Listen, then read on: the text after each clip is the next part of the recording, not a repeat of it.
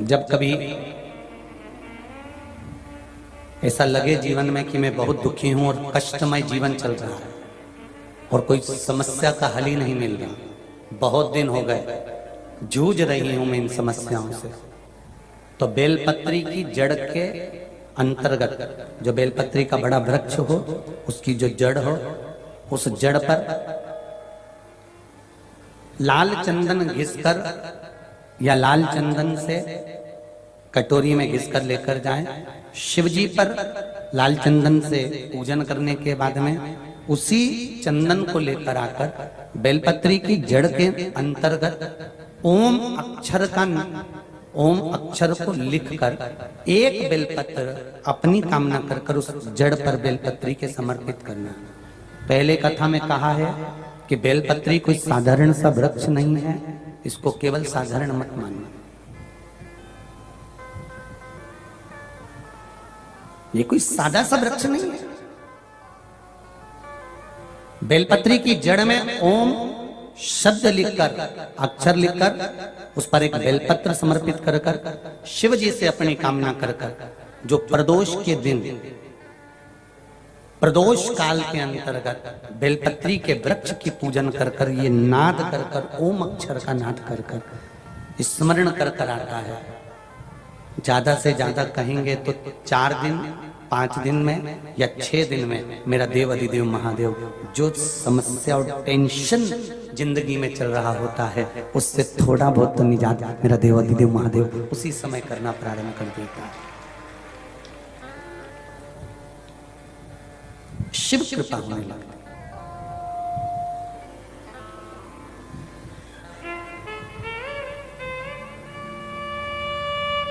पर चंदन लगा होना चाहिए शिवलिंग पर।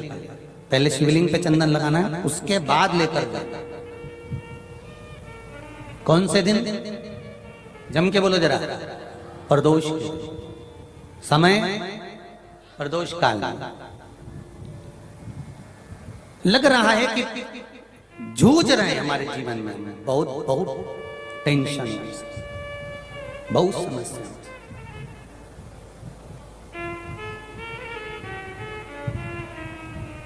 तब ओम अक्षर का नाद मूल होना चाहिए। आप में से कितने लोग शिव मंदिर जाते हैं? सभी लोग जाते हैं ना। तो शंकर जी के मंदिर जाते हैं तो आप जब वापिस लौट कर आते हैं तो नंदी के कान में, जब हम नंदी से कुछ कहते हैं, आप लोग जब वापिस लौट कर आते होंगे तो नंदी से कहकर आते होंगे ना कुछ ना। तो जब हम नंदी से कुछ कहकर आते हैं, आपने देखा होगा कई लोग नंदी के कान में कुछ कहते हैं, फिर नंदी का जो सींग होता है उस सींग के बीच में से शिवलिंग का दर्शन करते हैं। तो नंदी को जब कोई बात कही जाती है, नंदी से जब कुछ कहा जाता है कि हमारी बात शिवजी तक पहुंचाना, तो उसमें सबसे पहला अगर नाद करा जाता है नंदी के कानों में तो ओम का नाद करा जाता है। आप सीधे जाकर अगर कहेंगे नंदी को कि हमारी ये बात है, आप वहां तक पहुंचा देना, तो नंदी उस बात को कहे चाहे नहीं कहे, पर जब आप नंदी के कान में ओम कहने के बाद में अपने हृदय की बात कहते हैं, तो जैसे एक पत्र आपने भेजा और पत्र को तुमने लिफाफे के अंदर रख दिया, रखने के बाद में तुमने एड्रेस भी लिख दिया, समझ लेना बहुत अच्छे से। एड्रेस लिखने के बाद में तुमने अपना मोबाइल नंबर भी लिख दिया, सब कुछ कंप्लीट करते। अब इस लिफाफे को तुमको भोपाल भेजना है सागर से, और तुमने ले जाकर इस लिफाफे को डाकघर के डब्बे में डाल दिया। लिफाफा जाएगा, जम के बोलिए, एड्रेस पूरा लिखा है, पीछे तुम्हारा नाम भी लिखा है, मोबाइल नंबर भी लिखा है, सब कुछ लिख दिया, पर लिफाफा जाएगा नहीं। क्यों नहीं जाएगा? क्योंकि उस पे टिकट चिपका नहीं है।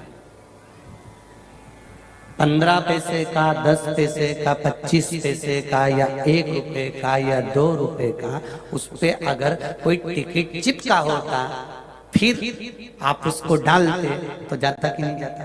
चले जाता। ये ओम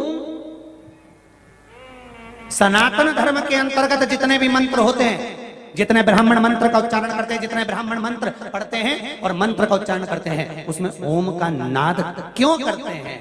क्योंकि ये हमारे श्लोकों को, हमारे शब्दों को, हमारे दिल की बात को टिकट का काम कर कर परमात्मा तक पहुंचा देता है। ये ओम अक्षर, ओम शब्द, ओम नाद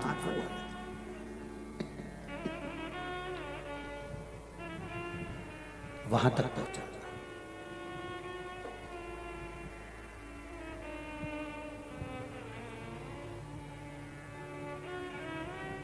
कभी कभी बेलपत्र देखना, जब बेलपत्र आप समर्पित करते हैं तो ऊपर वाली जो पत्ती होती है उस पे ओम लिखते हो। कहीं किसी किसी को लिखते हुए देखा होगा, चंदन से, पीले चंदन से, लाल चंदन से। सबसे मूल 3 पत्तियों में बीच वाली जो पत्ती है उस पे ओम लिख दिया, फिर इधर वाली में लिख दिया नमः, इधर वाले में लिख दिया शिवाय। कभी आपने देखा कि इधर वाली पत्ती में ओम लिखा हो, इधर में नमः लिख दिया हो, इधर में शिवाय लिख दिया हो? नहीं, लिखने वाला लिखेगा, क्योंकि जो विद्वान होता है, चतुर होता है, जिसमें विद्वत्ता होती है, वो सबसे ऊपर वाली पत्ती में ही ओम लिखेगा, क्योंकि उसको मालूम है ये ब्रह्मा है, ये विष्णु है और ऊपर शिव है। इन दोनों का समावेश ओम में है, इसलिए वो सबसे पहली पत्ती में ओम ही लिखता है। ना देवराज के प्राण छूट गए। शिव मंदिर से आया, चोरी करने वाला देवराज प्राणों को छोड़ा।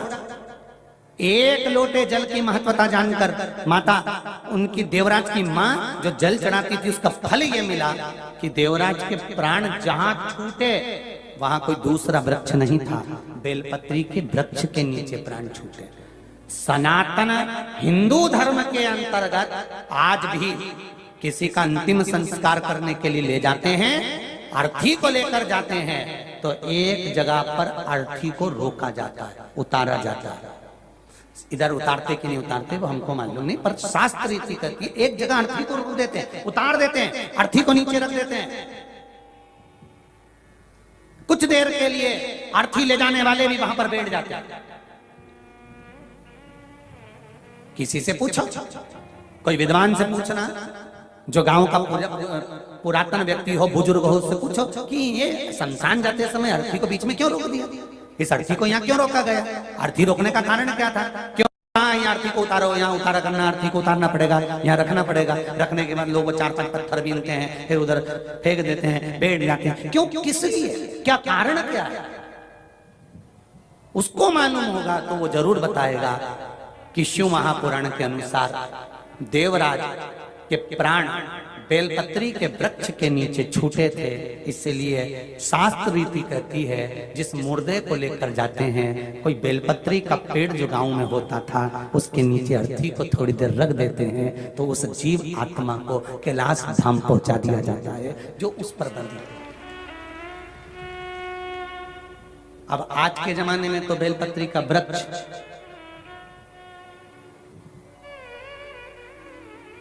एक निवेदन सबसे करेंगे, मौका मिले जीवन में, अगर मौका मिले वृक्ष लगाने का,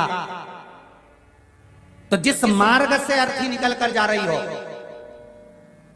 शमशान जा रहे हो, और बीच रास्ते में दोनों तरफ अगर मौका मिल जाए तो कहीं एक अगर बेलपत्री का वृक्ष लग जाए और उस बेलपत्री की छाया उस मुर्दे पर और अर्थी ले जाने वाले पर पड़ जाए, तो वो स्वयं ही शिव के धाम पहुंच जाते हैं। उसको पहुंचाने की जरूरत कभी मौका मिले।